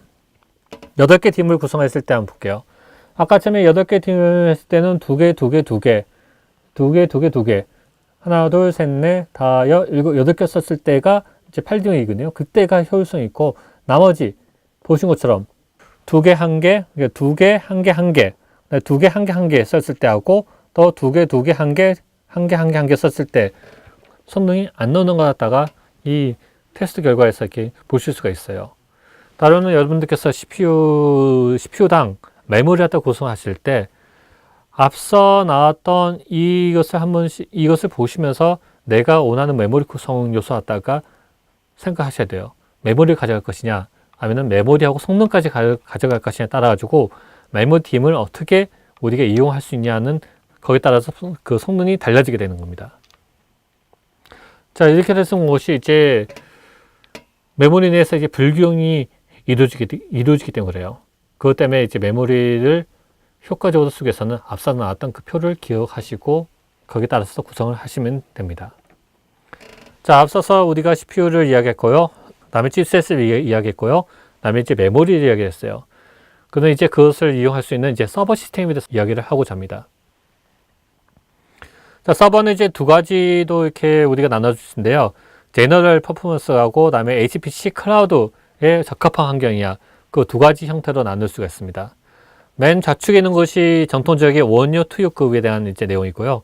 다음에 HPC 클라우드는 고지적 서버군 해가지고 투유에 4개 노드가 직접적으로 집적이 되어 있는 서버 시스템입니다. 먼저 제너럴한 이제 환경에서 우리가 쓸 수 있는 환경에서 인텔에서 나오는 이제 플랫폼이 이제 울프패스라는 이제 플랫폼입니다. 지금 본 것처럼 이게 서버보드고요. 여기 본 것처럼 메모리 뱅크가 CPU 2개를 지원하고 메모리 뱅크가 총 24개, CPU란 12개씩 배정이 되어 있습니다. 그리고 여기 본 것처럼 2개의 리더넌트 파워를 갖다가 쓸 수 있고요. 그 다음에 여기서는 이제 OCP 모드를 해가지고 오픈 컴퓨터 프로젝트에서 쓸 수 있는 이제 2.0 규격에 맞는 메자니 카드, 메자니 옵션 갖다가 여기다가 쓰실 수가 있습니다. 이거 쓰게 되면은 PCI 슬롯을 쓰지 않고도 네트워크단지, 그 다음에 기타 펑션도 갖다가 기능을 활성화 시킬 수가 있습니다. 그 다음에 여기 M.2 SATA 포트랑 이렇게 주어지고 레드 카드, 레드 옵션 이렇게 모듈식으로 이렇게 꽂을 수 있는 이제 포트가 유치하게 됩니다. 세부적으로 볼게요. 자, 울프패스도 3가지 모델로 지원이 되는데요. 지금 WO가 WF5란 모델이 있고 WFT란 모델이 있고 그다음에 WFQ란 모델이 있습니다. 자, 뒤에 WFQ는요. Quick AT를 지원하는 모델입니다. 아까 전 것처럼 네트워크의 퍼포먼스를 올리고 싶으시다 하시면은 이 SEU00WFQ의 모델을 갖다가 이용하시면 됩니다. 그 외에 뭐 WF5는 HPC하고 데이터 센터용이냐, SEU00WFT는 이제 일반적인 메인스트림 쪽에서 쓸 수 있는 환경이라는 거 이렇게 보실 수가 있습니다. 그리고 여기서 또 하나 주의 깊게 보셔야 될 것이 이제 이번부터 이제 RDM이라는 것을 지원이 됐습니다. 그 다음에 텐지 베이스도 바뀌었어요. 이제 온지가 좀 이제 지원이 되지 않습니다. 이제 텐지만 이제 디폴트로 지원하게 됩니다. 그 다음에 텐지를 지원하면서 이제 RDM이라는 것을 지원하게 되는데 이걸 통하면은 이제 고속으로 이제 메모리 어세스하는 어플리케이션에서 상당한 효과를 보실 수 있습니다. 특히 HPC 쪽에서는 이 RDMA가 상당히 한 중요한 요소가 될 수 있는데요. 이러면서 과거에 뭐 이 RDMA 위해서는 별도의 RDMA를 지원하는 텐지 카드를 쓰거나 아니면 인피니메드라는 카드를 쓰거나 아니면은 오니패스라는 카드를 썼어야 했었어요. 근데 그것을 이제 온보드에서 텐지를 지원하며 거기서 이제 RDMA를 갖다가 지원을 하게 된 겁니다. 자, 서버 모형은 여기 보신 것처럼 이렇게 생겼습니다. 자, 그리고요, 보신 것처럼 이렇게 CPU의 메모리가 이렇게 유치가 되는데요. 각각의 채널마다 이제 메모리가 서로 이렇게 연결되고요. 그다음에 그 가운데 이제 UPI가 되고 밑으로 해가지고 여러 가지 칩셋이 이제 C624냐 아니면 628냐 두 가지 칩셋으로 나눠가지고 보드가 구성이 된 것을 보실 수가 있습니다. 자, 이것은 이제 메모리가 어떻게 구성이 되는데요. 하나의 CPU에 메모리가 12개씩 제공이 되고요. 그 다음에 각각의 스칼렛 CPU 안에 이제 IMC 0, IMC 1이 있어가지고 각각의 이렇게 관장하시는 것을 보실 수가 있습니다. 자, PCI 라이저도 또 중요한 요소인데요. 우리가 시스템을 쓰다 보면은 별도의 애드인 카드 갖다가 써야 될 수도 있어요. 가장 최근에 핫 이슈가 된 것이 AI죠. 그러면 AI를 위해서는 우리가 또 필요한 것이 엑셀레이터 카드가 필요해요. 제온파이가 필요하거나 아니면 FPGA가 필요하거나 아니면은 GPU가 필요하거나 애드된 카드 갖다가 유치할 수 있었는데요. 그 카드에 따라서 이렇게 배속이라는 것을 여러분 들어보실 거예요. 8배속이냐 16배속이냐. 근데 지금 그러기 위해서는 이제 라이저 카드에 대한 얼마만큼의 라이저 카드가 우리가 쓸 수 있냐는 것도 이제 중요한 요소입니다. 지금 울프패스에서는 총 3가지의 라이저 카드 갖다가 제공합니다. 가지고 가운데 저는 16배속을 쓸 수 있는 라이저도 이렇게 주어지게 되고요. 아니면 이제 8배속 갖다가 지원을 하기도 합니다. 아까 처음에 스키에서 CPU 쪽을 보시면은 CPU에 따라가지고 라이저 갖다가 쓸 수 있는 개수가 주어져요. 자, 여기서 보신 것처럼 라이저 하나가 보시면요. 여기서는 CPU가 지금 라이저당 PCI 슬롯이 3개가 주어지거나 아니면은 2개가 주어지게 됩니다.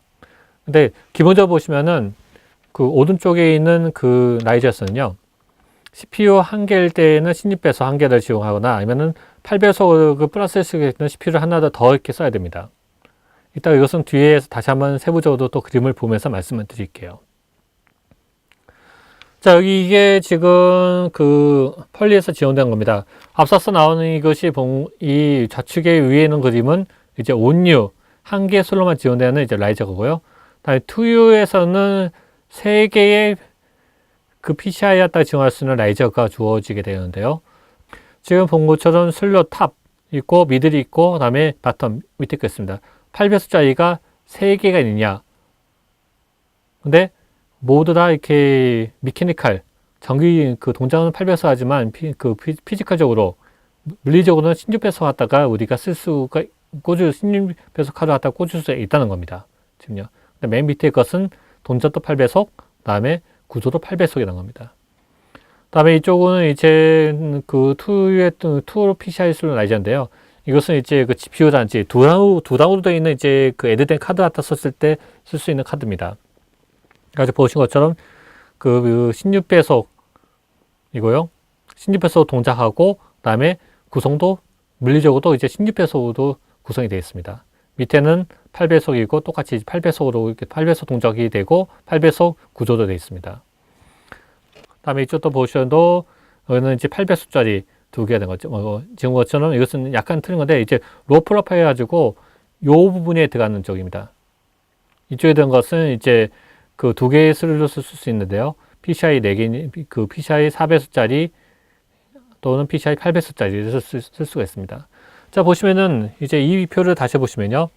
맥스도 쓸 수 있는 PCI 수를 보시면은 3개, 3개, 2개 해가지고 총 8개 갖다 쓰거나 아니면은 16배속 하나, 8배속 하나, 2개, 2개 해가지고 4개, 2개 해가지고 6개를 쓰거나 하는 구성으로 우리가 시스템을 구성을 하실 수가 있습니다. 자, 이것이 이제 라이저에 대한 브라켓 모양입니다. 한번 이것을 참고로 한번 보시면 되고요. 그 다음에 50P 쪽. 자, 인텔 서버 SEU00 그 WF 제품군은 이제 50P 2.0 폼팩터를 따르는 랜 카드 갖다가 지원할 수가 있습니다. 이 말은요, 50P에서 나오는 오픈 컴퓨터 프로젝트 나오는 모든 모듈에 대한 그 스킬 갖다가 여기다가 이렇게 쓸 수가 있다는 거죠. 4가지 모델이 준비되어 있습니다. 자, 마찬가지로 레이드 카드도 별도의 그 PCI 카드를 쓰지 않고도요. 온보드에 있는 모드 타입으로도 레이드 카드 갖다가 쓸 수가 있어요. 그래가지고 우리가 이것을 인텔 사스 레이드 모드를 갖다가 통해 가지고 이제 그 스토리지를 레이드로 묶을 수가 있습니다.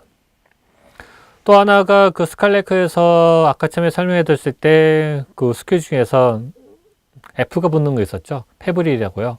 그것은 이제 스칼레크에는 이제 옴니패스라는 이제 네트워크가 이제 그 안에 인클루드가 됐다고 말씀드렸습니다. 보신 것처럼 CPU에 이렇게 연결 포트가 나왔어요. 배치자리가요. 이것을 이제 선을 빼가지고 이쪽으로 연결시키는 거죠. CPU란 2개의 스킬 갖다가 만들 수가 있기 때문에 2개의 옴니패스 포트 갖다가 만들 수가 있습니다. 자, 울프패스는 또 하나가 이제 MVM 해가지고요. 지금 것처럼 VMD라고 우리가 이렇게 그 펑션 갖다가 그 펑션을 지원하는데요. 볼륨 매니메터 디바이스라는 겁니다. 과거에 그 MVM 하다가 지원해서는 이제 별도의 뭐 카드가 필요하거나 그게 필요했었어요. 근데 인텔 VMD를 쓰게 되면 이것을 VMD를 통해 가지고 하나로 묶을 수가 있어요. 단 이것은 이제 리눅스는 지원되지 않고 현재 윈도우에서밖에 지원되지 않는 기능이기도 합니다.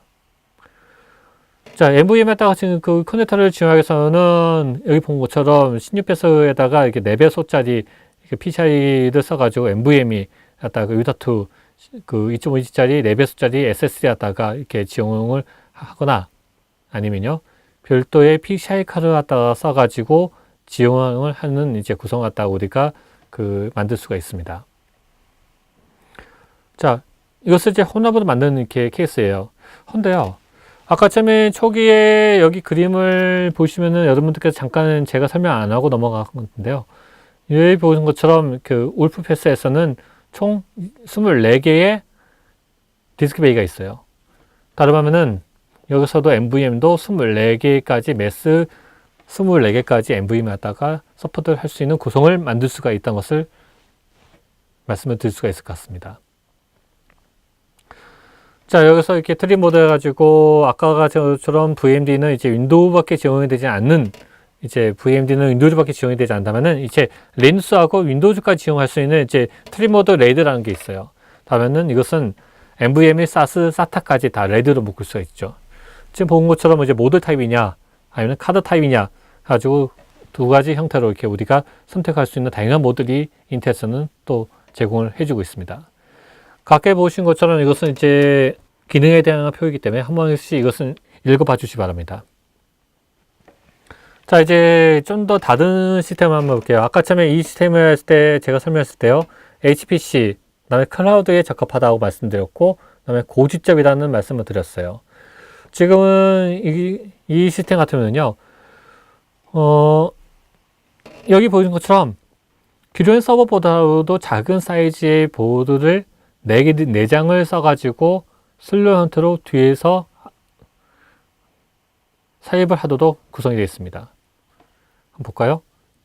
지금 보신 것처럼 이게 이 시스템의 뒷면입니다. 지금 파워가 있고요. 파워가 니런트 파워가 주어지고 각각의 시스템들이 이제 주어지게 됩니다. 위치를 보시면은 이렇게 되어 있어요. 1번 노드, 2번 노드, 3번 노드, 4번 노드 해가지고 4개 노드 갖다가 2U 사이즈에 구성할 수가 있다는 거죠. 그리고 원노드는 2 CPU로 구성할 수가 있다는 거죠. 그 다음에 여기 모델도 지금 3가지 모델이 주어진대요. S2600 BPP, 그 다음에 BBQ, 아니면은 2600 BBX라는 모델입니다. 지금 차이점은 Q가 붙으면 아까 처음에 그 울프패스도 Q가 붙으면 뭐가 지원된다고 했죠? QAT 맞습니다. Q 어시스트 테크놀로지가 적용된 모델이 Q가 붙고요. 나머지 이제 일반적인 서버보드가는 BBP가 되고요. 다음에 BBS가 있는데 이 S는 광이 지원된다고 생각하시면 돼요.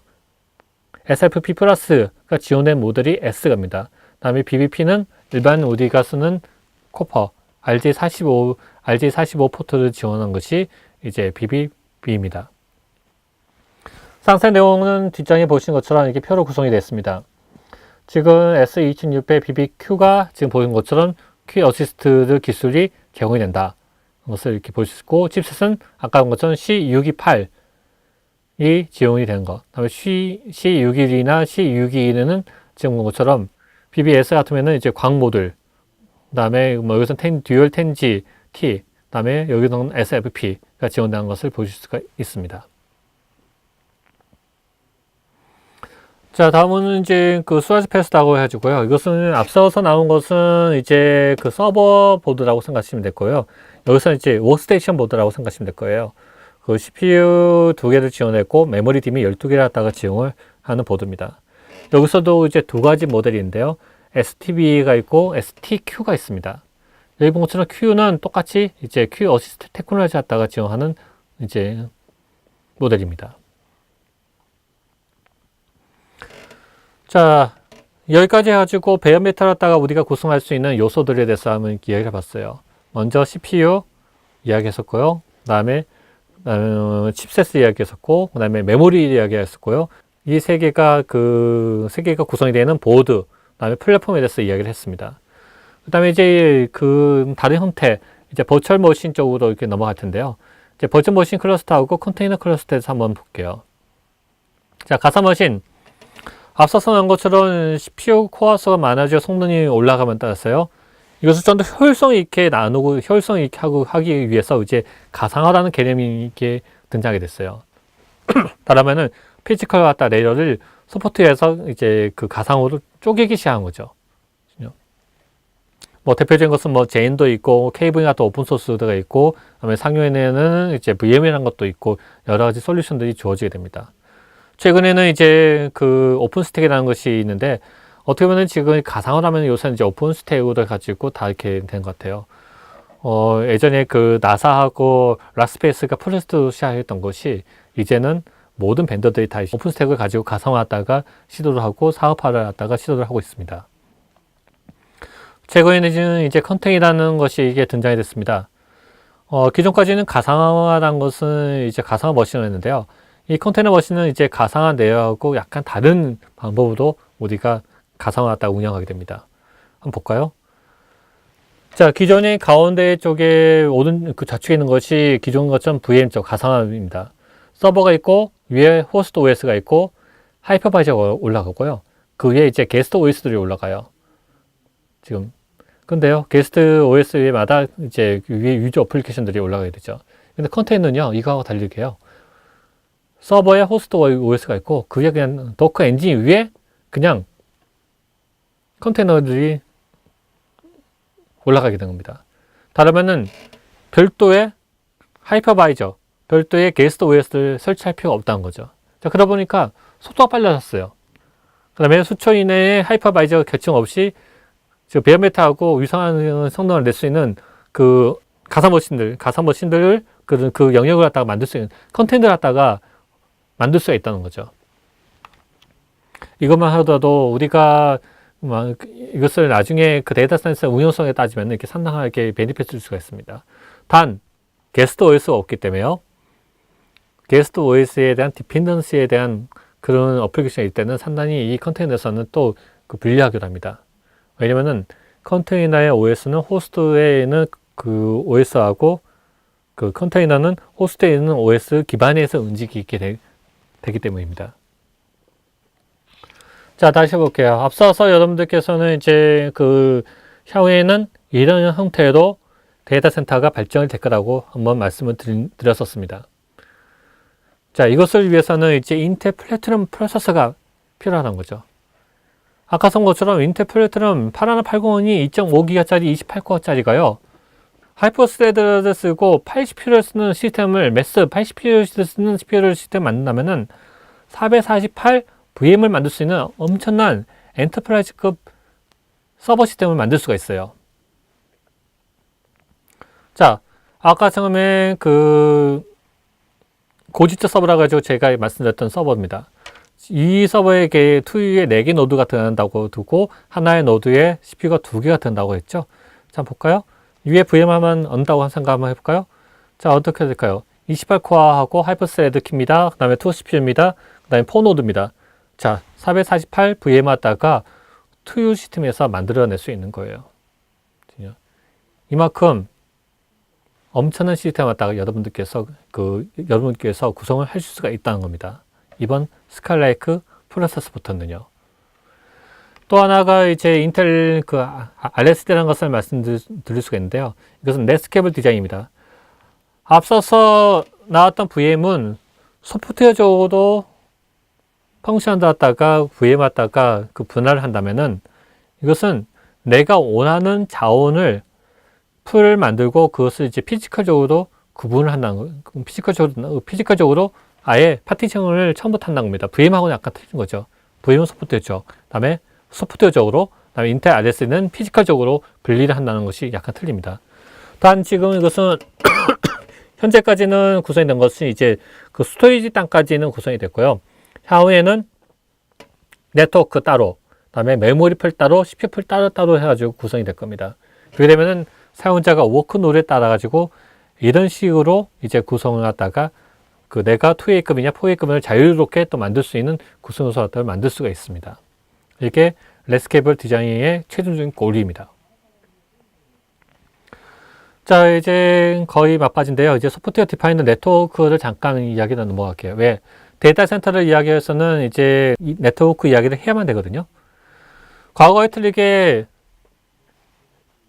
네트워크 장비도 이제 베어메탈 위에 이제 소프트웨어적으로 네트워크 펑션하다가 구형을 하게 됩니다.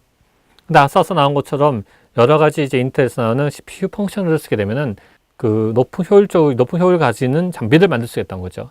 자, 그렇게 되면은 과거의 시스코나 주니퍼나 기타 일반적인 네트워크에서는 이제 벤더에서 락킹, 내가 필요 없는 펑션들 다 빼버리고 내가 원하는 펑션들만 올려가지고 네트워크 스위치를 만들 수가 있다는 거죠. 지금 대표적인 예가 이런 형태가 될 겁니다. 예를 들면 뭐 이렇게 우리가 저희 말로는 이렇게 깡통 스위치라고 하는데요. 앞에 스위치가 있고요. 그다음에 뒤에 그 스위치를 컨트롤할 수 있는 스위치 컨트롤러가 있습니다. 그리고 여기에는 이제 우리가 그 네트워크 OS가 올라갑니다. 리눅스가 올라가게 되죠. 거기서 우리가 스위치 펑션도 갖다 자유롭게 구성을 하게 된 겁니다. 최근에는요, 또 하나가 틀린 것이 이제 SDN NFV 어플라이언스라는 형태로 나오게 되는데요. 자, 과거하고 틀리게 과거에는 이제 스위치만 존재하게 됐다면은 거기에 이제 하드 그 일반 서버를 하나둘 덧붙입니다. 내열하다가 하나를 옆에다가 붙인 거죠. 그러면서 네트워크 펑션 하다가 버추얼레이션 하다가 시키게 된 겁니다. 자, 이게 되면 장점은 뭐냐? 전에는 스위치는 스위치 역할밖에 못했어요. 근데 거기다가 만약에 내가 UTM을 올리는 한다면은 스위치 바깥에 가지고 UTM을 만들어야 되면은 그 포트에서 다시 뺐어야 되겠죠. 자, 이런 형태에서 시스템을 이런 형태로 구성하게 되면은 스위치에서 바로 이렇게 연결되기 때문에 레이어도 같이 붙기 때문에 어떤 레이턴시한 것도 밖으로 빠져나가는 그 레이턴시라는 것이 줄어들 수가 있다는 거죠. 그리고 내가 원하는 대로 플로우하다가 컨트롤을 할 수 있다는 것도 장점입니다. 최근에는요, 이 장비에 이제 VM을 갖다가 얹어가지고 VM에서 이제 여러 가지 펑션을 갖다가 VM 펑션 갖다가 이렇게 기능을 수행하도록 구성을 하기도 합니다. 자, 이렇게 위해서는 뭐가 필요할까요? 앞서 필요한 것처럼 고성능 CPU, 스칼라이크 CPU가 필요하게 되는 겁니다. 소프트웨어 디파인드 스토리지, SDS라고도 하기도 하죠. 자, 다름 아니는 과거에는 이제 스토리지 풀이 이제 별도로 독립적으로 존재했다면 그것을 하나의 풀로 만들고 그 풀을 내가 원하는 대로 소프트적으로 쪼개겠다는 겁니다. 자, 이러기 위해서는 이제 우리가 또 하나 생각한 것이 이제 PCI 쪽 JBOF라고 해가지고 플래시 메모리 박스 갖다 만들 수도 있어요. 과거에 보신 것처럼 사타에서 쓰는 사타 사스 JBOD 같은 경우에는 이 서버하고 연결 고리가 사스하고 사타였어요. 결국은요. 근데 거기서 또 병목이 생길 수밖에 없어요. 근데 그것을 이제 NVMe 그 플래시로 쓰게 되면은 PCI 방식이기 때문에 바로 PCI 링크되기 때문에 이런 병목을 갖다가 줄일 수가 있고 속도를 높일 수가 있다는 거죠.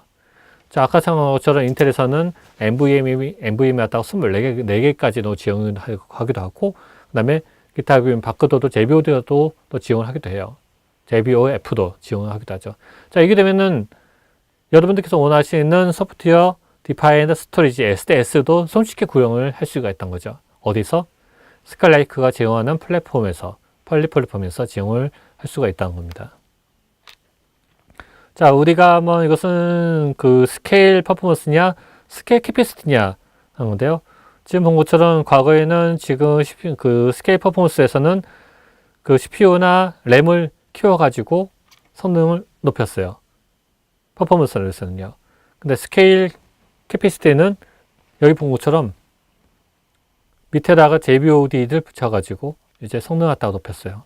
지금은요, 스케일 아웃이라 가지고 도인한 시스템 갖다가 애드된 스토리지 노드 갖다가 증가를 시킬 수 있어요. 스토리지 노드를 증가를 시키면서 이제 퍼포먼스를 올릴 수 있다는 거죠. 자, 그러면 여기서 아까 전 제가 RDMA라는 것을 잠깐 이렇게 언급하고 나왔는데요. 이때 RDMA가 효과를 보실 수가 있습니다. 과거에는 원지나 텐지나 뭐 그쪽에서는 TCP/IP 기반이기 때문에 아무리 스토리지 노드 갖다가 이렇게 하더라도 TCP/IP 내에서밖에 움직이지 못했어요. 근데 RDMA를 쓰는 것과 동시에 퍼포먼스가 올라가게 된 겁니다.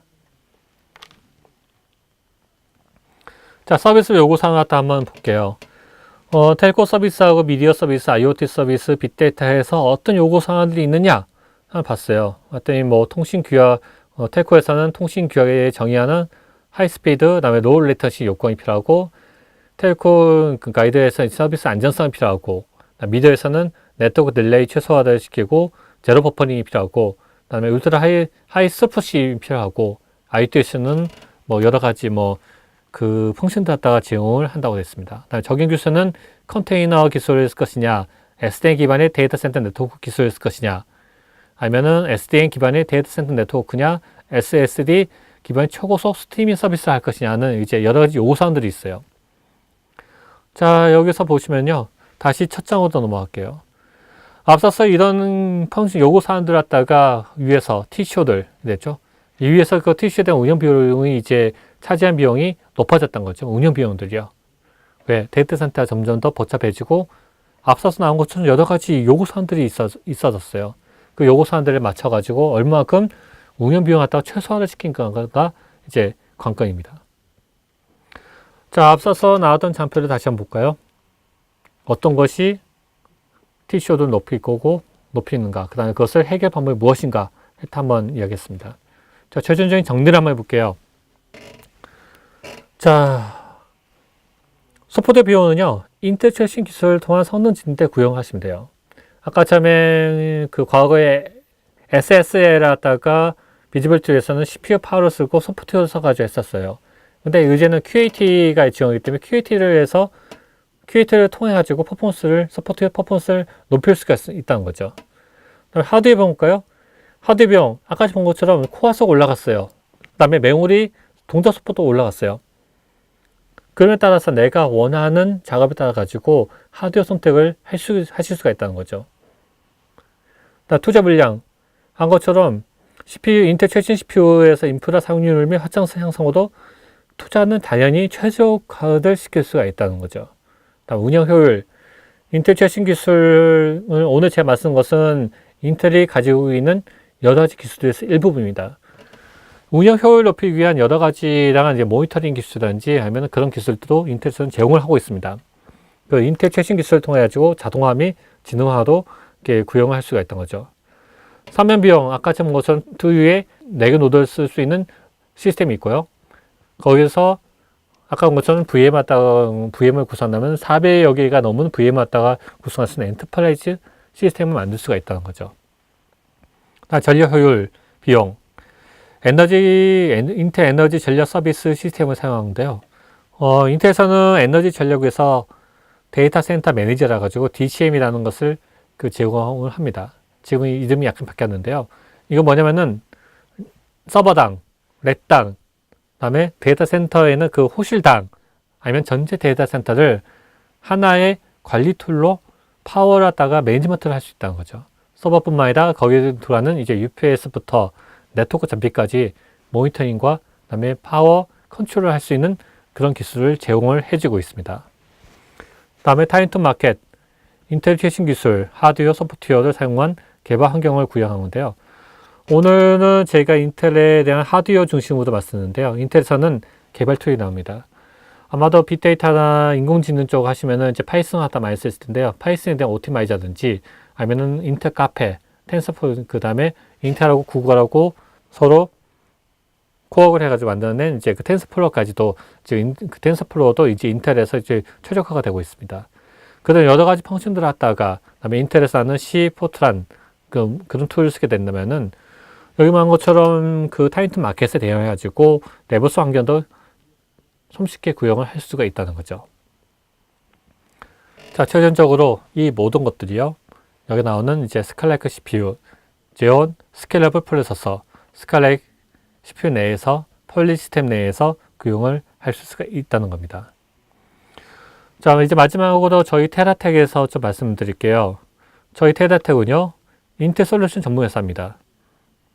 저희는 지금 인텔이 있고 테라가 있고 엔트라인이 세 가지 회사가 저희하고 같이 코어가 하는데요. 엔트라인은 저희 회사의 자회사입니다.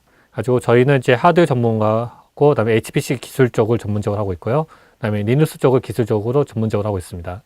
엔트라인은 이제 저희가 하드웨어 중심이라면은 이제 소프트웨어를 좀 더 강화를 하기 위해서 만드는 이게 저희 회사입니다. 여기서 이제 빅데이터 시스템 처리라든지 딥러닝 솔루션인지 오픈소스 컨설팅을 하고 있습니다. 저희는 인텔 솔루션 전문이기 때문에요. 인텔 테크니컬 프로바이더 플래티넘이라는 자격을 가지고 있어요. 그 다음에 인텔 데이터 센터 스페셜 리스트이기도 하고요. 또 하나가 인텔 클러스터 레디 해가지고 대한민국 최초로 중소기업에서 클러스터, HPC 클러스터를 인증을 받은 그 업체이기도 합니다. 그 다음에 여러 가지 기업 부스 연구소를 가지고 있고, 저희가 직접 공장 생산할 수 있는 공장 등록이 되어 있고, 그 다음에 소프트 사업자 직접 생산 확인을 위해서 저희가 서버 시스템, 그 다음에 그 디스크 어레이, 그 다음에 소프트웨어까지 저희가 직접 생산을 하고 있습니다. 그 다음에 저희는 단순하게 하드웨어뿐만 아니라요, 프로그램을 해가지고 국내 최초로 시스템 SR 리눅스라고 해가지고 리눅스 백업입니다. 리눅스 백업 시스템마다 저희들이 만들기도 했고, 그 다음에 스마트 제이다 해가지고 인텔 DPDK라는 그 네트워크 펑션을 통해 가지고 패킷 제너레이터를 만들어가지고 소프트 등록까지 했습니다. 저희 파트너사는 이제 유니사가 있고요. 엔비디아사, 클라우드에다사의 그 공식 파트너기도 하고, VM웨어의 그 파트너기도 합니다. 저희는 뭐 제품 솔루션 연구 개발 서비스도 아주 네 가지를 또 이렇게 좀 구분되어 말씀드릴 수가 있는데요. 일단 저희 제품을 본 것처럼 인텔 서버에 대한 모든 것을 저희가 다 취급합니다. 인텔 솔루션 된 것을 저희가 다 취급을 하신다고 생각하시면 될 겁니다. 그 다음에 스토리지도 저희가 직접 만든 이제 그 올플래시 스토리지, 뭐 레드 라이팅 시리즈라 가지고요. 레드, 블루, 그린, 이렇게 그 시리즈들이 있습니다. 그 다음에 직접 여기 있는 것처럼 이렇게 JV 단지, JVA든지, JVF 단지, 그것들도 저희들 다 취급을 하고 있고요. 그 다음에 네트워크 인프라스트럭처에서 보이신 것처럼 인텔에서 제공하는 이제 네트워크 장비들도 저희들 취급하고 있고요. 여기 본 것처럼 테라 SDN NFV 스위치라 해가지고 그 조금 전에 설명했던 것처럼 그 소프트웨어 디파인드 스토리지, 그 소프트웨어 디파인드 네트워크 단지 아니면 NF 스위치 어플라이언스를 위한 장비들도 저희들이 개발해서 제공을 해주고 있습니다. 자, 이것은 이제 인텔 보드를 기반으로도 저희가 OEM, ODM 하다가 이렇게 그 서포트를 하는 애들 보여드리고 있습니다. 자, 테라텍. 저희들 앞서서 나온 것처럼 스카이레이크로 시스템이 올라가면서요. 여러분들께서 고려를 하셔야 될 사항들이 많아졌어요. 내가 어떤 어플리케이션을 쓰냐. 거기에 따라 CPU 코어 하단 퍼포먼스가 주어지고요. 그 코어 퍼포먼스도 아까 본 것처럼 EVS 2.0을 쓰냐, EVS 5.1을 쓰냐에 따라서 틀려지고, 또 메모리를 어떻게 구성하냐에 따라서 최적화가 이루어질 수도 있고 최적화가 이루어지지 않을 수도 있습니다. 특히 캐시도 좀 바뀌었습니다. 그렇기 때문에 여러분들께서 캐시를 내가 어떤 어플리케이션들을 갖다가 쓰느냐에 따라 가지고 캐시의 디펜던시 있냐, 메모리의 디펜던시 있냐, 클럭의 디펜던시가 있냐, 코어의 디펜던시 있냐, 여러 가지 이제 고려 사항들이 있다는 거죠. 그걸 위해서 저희들이 인테라텍은 모든 것이 다 이렇게 그 해결할 수 있는 솔루션을 저희들이 가지고 있습니다. 자, 이상으로 지금 그 스카이레이크 차세대 데이터 센터를 위한 그 스카이레이크 그 프로세서에 대해서 말씀드렸습니다. 네, 감사합니다.